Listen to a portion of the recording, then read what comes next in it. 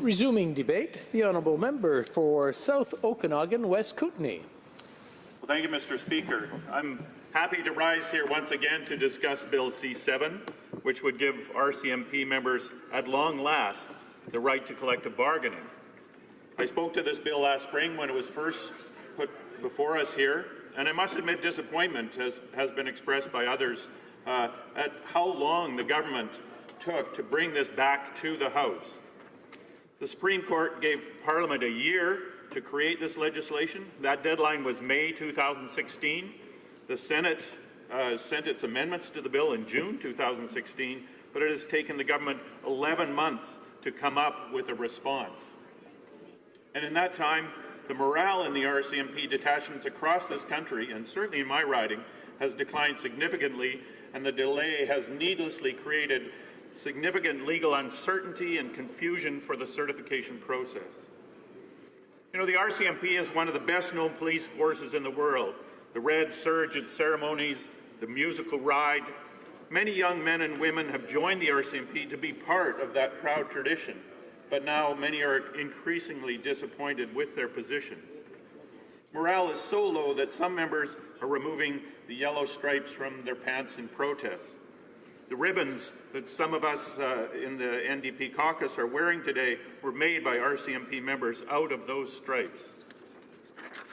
As a member from British Columbia, I'm grateful for the dedicated work of the RCMP in protecting citizens across most of our province and indeed across the country.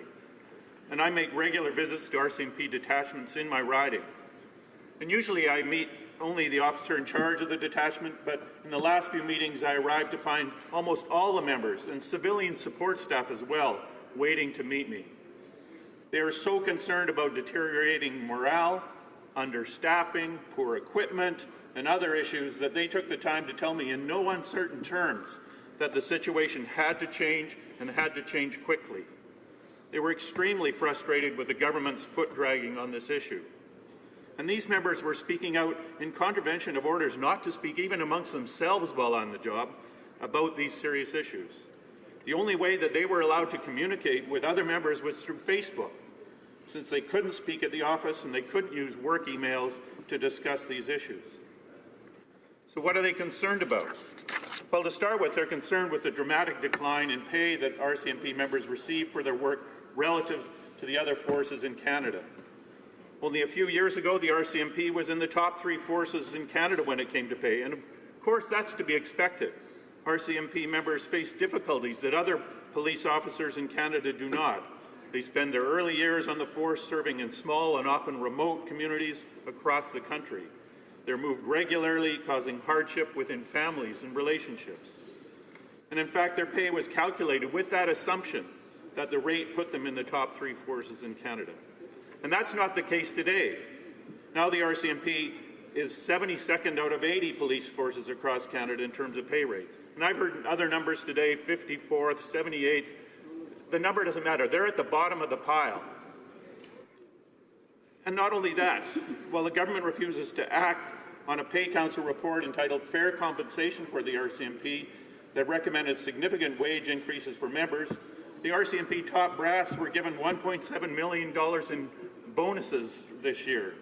Frontline members received nothing. So unfair pay levels have an immediate and significant effect on everything else in the force. Members are leaving the RCMP in large numbers to take positions with other police forces. Why should they stay when they could make 20% more with another force? And it's easy to see why so many members are leaving and why many detachments are chronically understaffed. On one of the biggest detachments in my riding, I heard that on a recent Friday night there were only 3 members on duty. One was a brand new rookie, one was a 67-year-old retired member, and just because other members did not want to work yet another weekend overtime shift. There just weren't enough staff members to do the work required. That said, I'm encouraged that the government has more or less accepted the amendments put forward by the Senate that remove the exclusions on what issues can be discussed in collective bargaining. The most important exclusions of the original bill were staffing, deployment, harassment, and discipline. What good is bargaining about pay if you can't discuss work hours or staffing levels? We asked in committee that the government remove those exclusions, but we were voted down by the Liberals and Conservatives. And I do have some concerns, however, around the management rights section that replaces these exclusions. It's not clear that those provisions are necessary, and they risk obstructing the right of RCMP members to bargain solutions to significant problems in their workplace.